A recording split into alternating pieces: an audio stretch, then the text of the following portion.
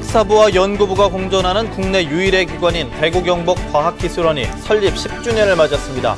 그 성과와 과제 짚어봅니다. 다음 주 아시안게임이 시작되면서 프로야구도 휴식기에 접어드는데요. 류중일 감독이 이끄는 우리 야구대표팀의 메달 가능성을 점쳐봅니다. 추석인 오늘 이 시각 현재 대구 경북 지역 고속도로의 교통 상황 도로공사 연결해서 알아봅니다. 경상북도는 백두대간과 낙동정맥, 낙동강 수변 삼림을 활용한 에코 힐링 사업에 올해 1,148억 원을 투입합니다. 여러분 안녕하십니까? 9월 8일 월요일 아침 대구 MBC 뉴스투데이입니다.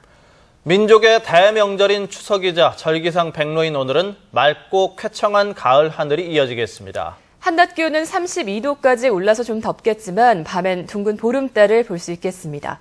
자세한 날씨 정미옥 기상캐스터가 전해드립니다. 청명한 가을 하늘과 함께하고 있는 명절 추석 아침입니다. 가족, 친지들과 함께 즐거운 시간 보내고 계신가요? 오늘도 대체로 맑은 날씨가 이어지겠는데요. 대구의 낮 최고 기온은 32도, 안동은 30도로 기온이 오르며 한낮에는 가을볕이 매우 따갑겠습니다. 하지만 아침, 저녁으로는 선선한 만큼 일교차가 크게 벌어지니까요. 이른 아침 성묘하러 가시는 분들은 얇은 겉옷을 챙기시는 게 좋겠고 또 낮 동안에는 애써 만든 음식이 상하지 않도록 주의해 주시기 바랍니다. 오늘 우리적 달이 뜨는 시각은 대구와 안동을 기준으로 저녁 6시가 되겠는데요. 대부분 지역에서 올해 들어 두 번째로 큰 보름달을 볼 수가 있겠습니다. 또 추석 연휴 내내 맑은 날씨가 이어지면서 집으로 돌아가는 길 날씨로 인한 불편함은 없을 것으로 전망됩니다. 파란 가을 하늘과 함께 즐거운 추석 보내시기 바랍니다. 날씨였습니다. 학사부와 연구부가 공존하는 국내 유일의 기관인 대구경북과학기술원, 즉 디지스트가 설립 10주년을 맞았습니다.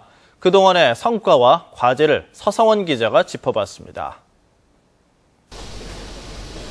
대구경북과학기술원은 지난 2004년 정부 출연 연구기관으로 태어나 4년 뒤 교육 기능이 신설되면서 지금의 이름을 갖게 됐습니다. 테크노폴리스의 터를 잡을 때만 해도 허허 벌판이었지만 올해 학사 캠퍼스를 끝으로 24개의 건물이 모두 준공됐습니다. 10여 명에 불과하던 직원도 400여 명으로 늘었습니다.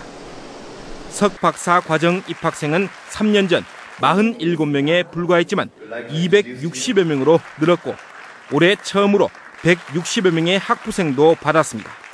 연구부와 학사부, 대학이 공존하는 우리나라 유일한 기관입니다. 그런 면에서 그런 공존하는 체제를 이렇게 갖춘 게 굉장히 중요한 발전이라고 생각을 하고요. 3년 사이 SCI 논문은 89%, 국내외 특허 출원은 135%, 기술 이전은 540%나 급증했습니다. 소위 기술출자 연구소 기업이라는 새로운 창업 형태 기업을 지금 8개를 출범시켰습니다.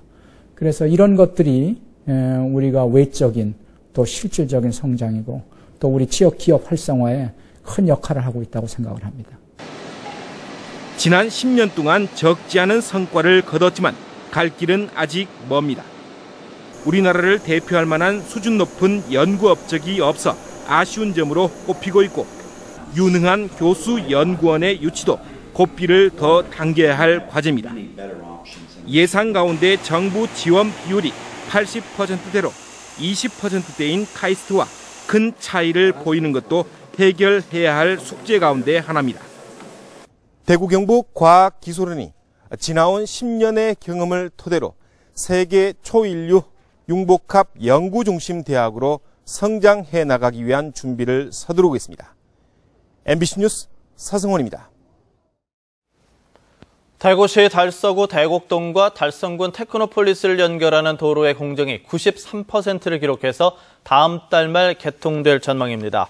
대구시는 지난 2010년 공사를 시작한 대구 테크노폴리스 진입도로는 길이 12.9km, 왕복 4차로의 자동차 전용 도로로 전체 구간의 절반이 넘는 다리 9개와 터널 6개, 지하차도 1개는 구조물 시공을 끝냈다고 밝혔습니다. 현재는 전기와 통신, 기계 설비, 마감 공사가 한창이어서 다음 달 말쯤에는 개통이 가능할 것으로 내다봤습니다. 대구시는 대구 테크노폴리스 진입도로가 개통되면 30-40분 정도 걸리는 달서구 대곡동에서 테크노폴리스까지를 10분 정도 만에 주파할 수 있을 것으로 예상하고 있습니다. 지역 상장법인 10곳 가운데 7곳이 상반기에 흑자를 달성한 것으로 나타났습니다. 한국거래소가 지역 상장법인 95곳을 대상으로 조사한 결과 상반기 흑자 기업은 모두 70곳으로 73.7%를 차지했고, 이 가운데 전년 같은 기간 대비 흑자 전환 기업은 모두 7곳이었습니다. 적자가 지속되고 있는 상장법인은 모두 12곳이고 올해 적자로 돌아선 기업도 13곳에 이르렀습니다. 일주일 뒤면 프로야구 정규 시즌은 약 보름 동안의 휴식기에 접어들게 됩니다. 바로 아시안게임 야구대표팀 일정 때문인데요. 삼성의 류중일 감독이 이끄는 우리 대표팀의 메달 가능성을 점쳐봤습니다. 서권 기자입니다. 대표팀 운영 규정에 따라 전년도 우승팀 감독이 대표팀을 맡게 된 이후 지난 2013 WBC와 이번 아시안게임은 모두 삼성 류중일 감독이 지휘봉을 잡습니다. 저로서는 작년 초에 WBC 실패를 봤으니까 올 인천 아시안 게임은 꼭 금메달을 따가지고 선수들 병력 혜택도 많이 받고 그랬으면 좋겠어요. WBC 1라운드 탈락의 아픔을 겪었던 만큼 대표팀은 이번 아시안 게임에 대한 각오가 그 어느 때보다 남다릅니다.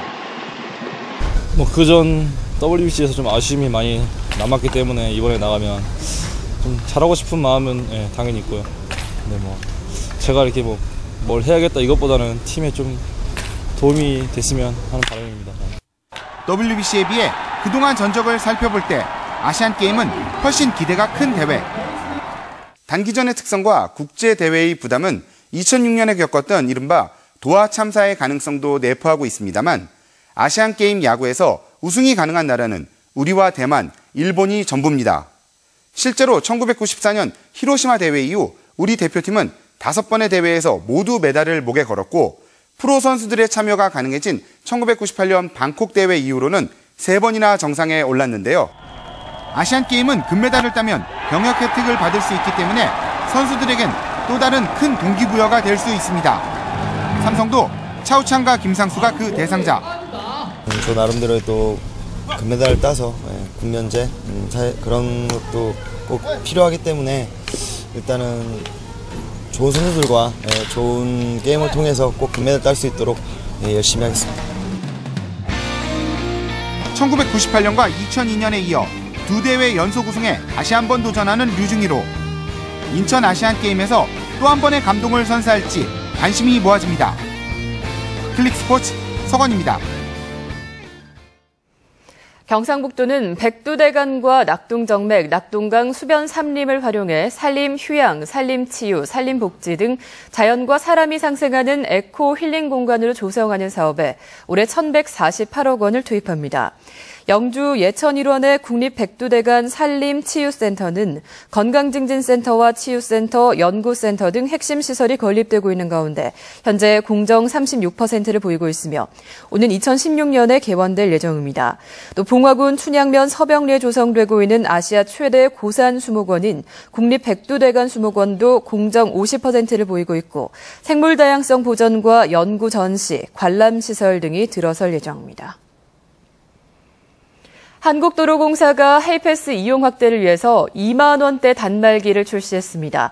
한국도로공사는 자동 요금 지불과 음성 안내 등 필수 기능을 갖춘 국민 보급형 2만 원대 하이패스 행복 단말기 5종을 개발해 100만 대 한정으로 내년까지 전국에서 판매에 들어간다고 밝혔습니다. 지난 2007년 12월 이후 하이패스의 보급률은 올해 8월 기준으로 50.6%를 기록 중입니다. 추석인 오늘 이 시각 현재 대구 경북 지역 고속도로 교통 상황 알아봅니다. 한국도로공사 경북본부에 나가 있는 박지연 리포터 연결합니다. 박지연 리포터, 자세한 소식 전해주시죠. 네, 추석 아침인 이 시간 고속도로 일부 구간 정체가 시작됐습니다. 먼저 경부고속도로 서울 방향 금호분기점 진출로 따라서 정체되는 모습입니다. 다음은 중앙고속도로 상황 한번 살펴보겠습니다. 역시 금호분기점 모습인데요. 춘천 쪽으로 차량들이 몰려 있습니다. 이어서 중부 내륙고속도로 모습 한번 보겠습니다. 중부 내륙고속도로는 김천분기점 부근 마산 창원 양방향 매끄럽게 달리고 있습니다. 계속해서 대구 포항간고속도로 쪽으로 한번 이동을 해보겠습니다. 보시는 화면 와촌휴게소 일대인데요. 대구 쪽이나 포항 쪽으로 가는 길 여유가 있습니다. 마지막으로 88고속도로 모습 보겠습니다. 합천터널 부근 양방향 소통 상태 원활합니다. 오늘 고속도로는 10시쯤이면 본격적으로 차량들이 몰려들 것으로 예상이 되는데요. 연휴 중 가장 많은 정체가 이어질 것으로 보입니다. 안전운전, 여유운전 하시기 바랍니다. 박재은입니다. 경주시가 9월 한 달 동안 우재류 가축에 대해 제9차 구지역 일제 접종을 실시합니다. 이번 구지역 일제 예방접종 대상 두수는 한유고 7만 7천 두, 젖소 1만 3천 두, 돼지 1만 5천 두, 염소 2천 두로 모두 10만 7천 두입니다. 영세농가는 공수의사 20명의 접종반을 편성해 무료 접종을 실시하며 전업농은 자가 접종을 실시합니다. 농협중앙회가 경주 보문관광단지에 연수원을 짓기로 했습니다. 경주시에 따르면 농협이 경상북도 관광공사로부터 매입한 경주 국립공원 사무소 인근 3만 2천 제곱미터의 연수원을 짓겠다며 최근 건축 허가 신청서를 제출해 검토 중이라고 밝혔습니다.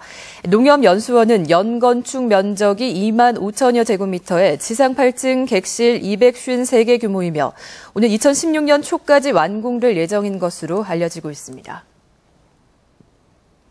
영남대학교가 베트남의 농촌 개발에 참여합니다. 영남대학교는 지난달 28일 경주에서 베트남 국립 호치민 정치 아카데미 부원장과 농촌 개발에 관한 양해각서를 체결했습니다.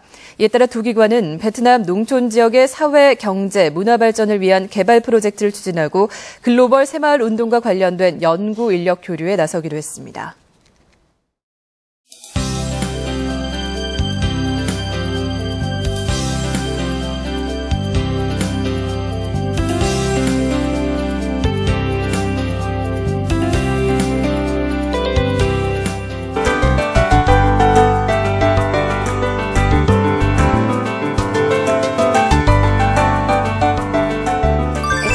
가을 하늘과 함께하고 있는 명절 추석 아침입니다. 가족, 친지들과 함께 즐거운 추석 보내고 계신가요?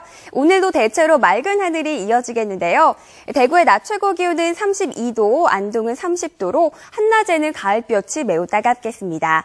하지만 아침, 저녁으로는 선선한 만큼 일교차가 크게 벌어지니까요. 이른 아침 성묘하러 가시는 분들은 얇은 겉옷 하나 챙기시는 게 좋겠습니다.